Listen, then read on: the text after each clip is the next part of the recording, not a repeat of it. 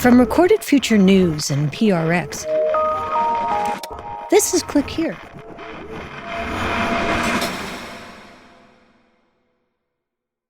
When did we last speak? We thought maybe 2022 or something like that. Yeah, I think it's, I don't know. It's so many things changed from this time. So, yeah.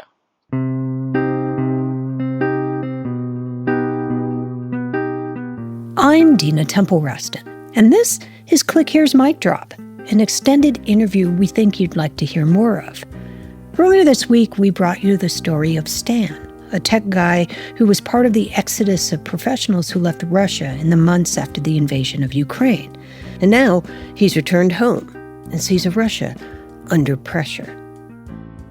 On today's Mic Drop, we get a sort of grassroots economic analysis from Stan, and the parts of society he sees thriving or declining as we enter the third year of the war may surprise you. Stay with us.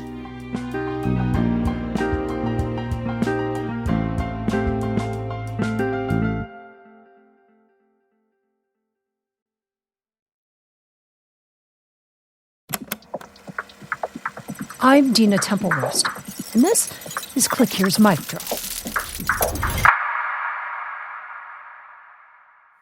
In this week's main episode, we talked about how there's this surprising thing happening in Russia. Their economy, in the middle of a war and heavy sanctions, is kind of defying expectations.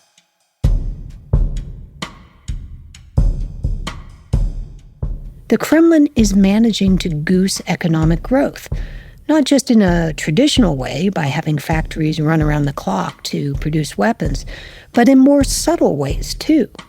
Like with these military billboards Stan says are everywhere you look these days. You see a lot of ads for who they want. Military? Military, they're trying to attract new recruits, but they pay like $20,000 for enrollment, and also like $2,000 per month. So it's a big salary for the average person. Stan said this recruiting is attractive not just for your average person, but to Russians who are in debt or have had run-ins with the law. They're all signing up for a very basic reason.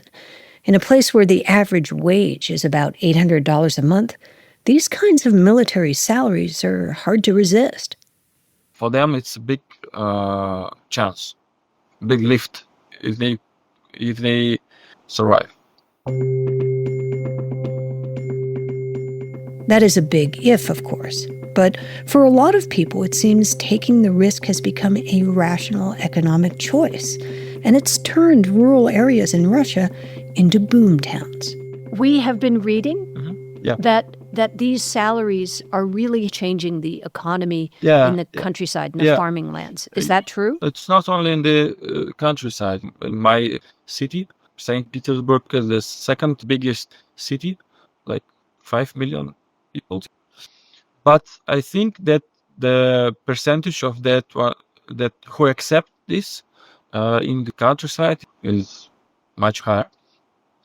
But also, when I speak with the realtors, they say that these recruits, they're a great client for the realtors.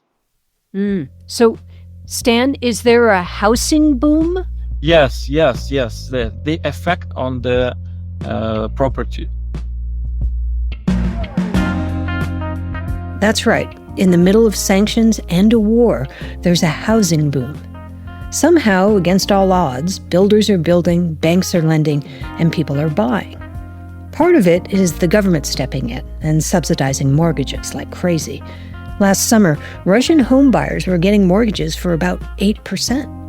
Since then, the government has been tightening lending terms and reducing state subsidies. But Stan says now these huge military salaries are picking up the slack. Suddenly, a whole new swath of society is looking to buy. They can buy or rent bigger apartments. For the realtor, this recruit is more valuable than an entrepreneur. because they have lower risk. So they would rather sell to a military recruit than Yeah. to who they know will get money than a guy like you who maybe might not always have money coming in. Yeah.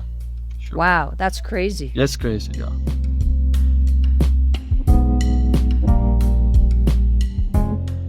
But as happy as these recruits who survived the war may be with their newfound wealth, Stan says the overall sentiment about the war isn't quite so enthusiastic, at least not compared to the beginning of the war, when there were Russian flags fluttering from every rooftop and a huge patriotic movement. There is no flags anymore. I think maybe like still 10% of that were like 2 years ago. So I think that the locals, they understand now that they are not so emotional, like we will win and so brave.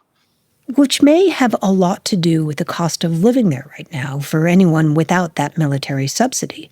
When you go to the shop, you understand that we have problems. Food staples have become especially expensive. Bread up 12% over the last year. Apples up 14%. Milk up 15%. Cabbage. The Russian ruble has been falling to levels we haven't seen since the earliest days of the war.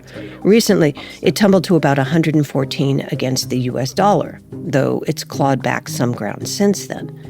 Putin has just approved a budget for 2025 that sets aside some $126 billion for national defense. That's an increase over last year's budget and accounts for nearly a third of the government's overall spending. With inflation accelerating, analysts say the Russian economy is overheated. When we come back, we look at something bleaker, deathonomics. That's after the break. Stay with us.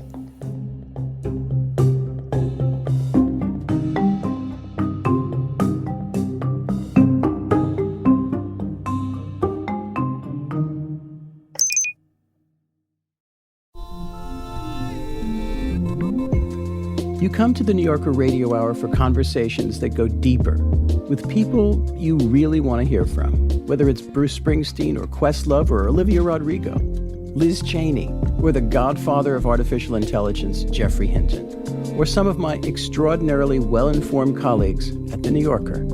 So join us every week on the New Yorker Radio Hour, wherever you listen to podcasts.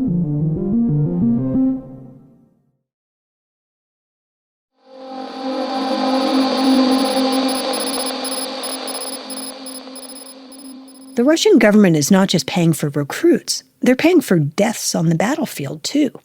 A 35-year-old man who fights for at least a year and is killed in battle could have survivor benefits of some $150,000. One economist told the Wall Street Journal that's the equivalent of what he'd make working until the age of 60 in some Russian regions. Economists are now calling it deathonomics.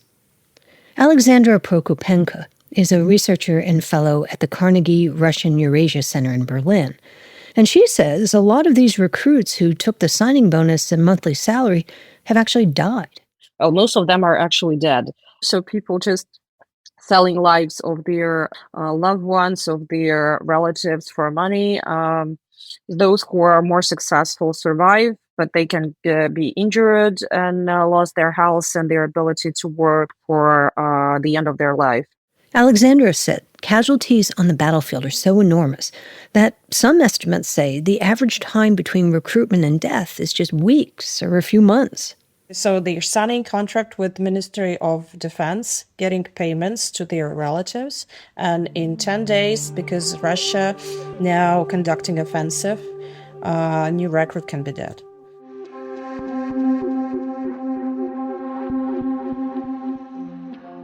So many soldiers have now been killed, the payments are thought to have poured some $30 billion into survivors' pockets and the Russian economy at large.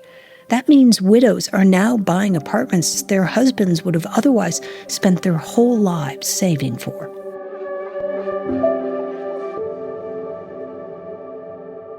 Stan returned to Russia a few months ago, and he's had to ask relatives for loans until he gets back on his feet. In the past, he was the person people in his family came to when they needed money. He has this relative in the cargo business. He is feeling great. his business because they're transiting everything for war. So now his business is going up. So I asked him to borrow some money. He said that he never felt this success before. Right. Yeah. So if someone is in the defense industry or helping the military, they're doing great, but maybe not everybody. Yeah, but you know what's funny? This guy is making services for army, but his parents are living in Crimea, which is very close to this. So it sounds like it's okay that you make this business and your parents are there. Like for me, it was not ethical, but for him, it's okay.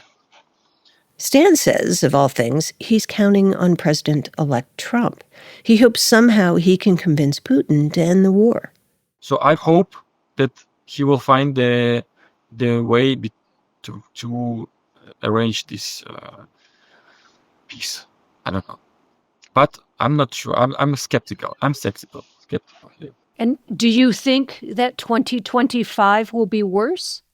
Of course, I think that Russian economy will fall down because all the money is spent to the war, and all the other areas like healthcare, even these elevators in the In the apartment buildings? in the apartment buildings are imported, and the government is not investing in the new ones. So every person who will go to this 15th floor by foot will understand that there are some sanctions that are working.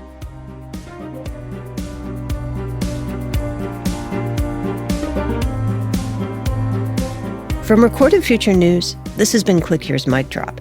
It was written and produced by Erica Gaida, Megan Dietrich, Sean Powers, and me, Dina Temple-Raston.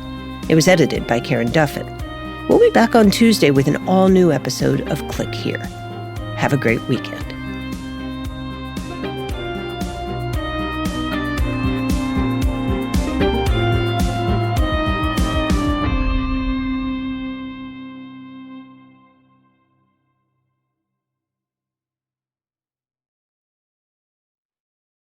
If you're looking for a daily guide to cybersecurity news and policy, sign up for the Cyber Daily from Recorded Future News.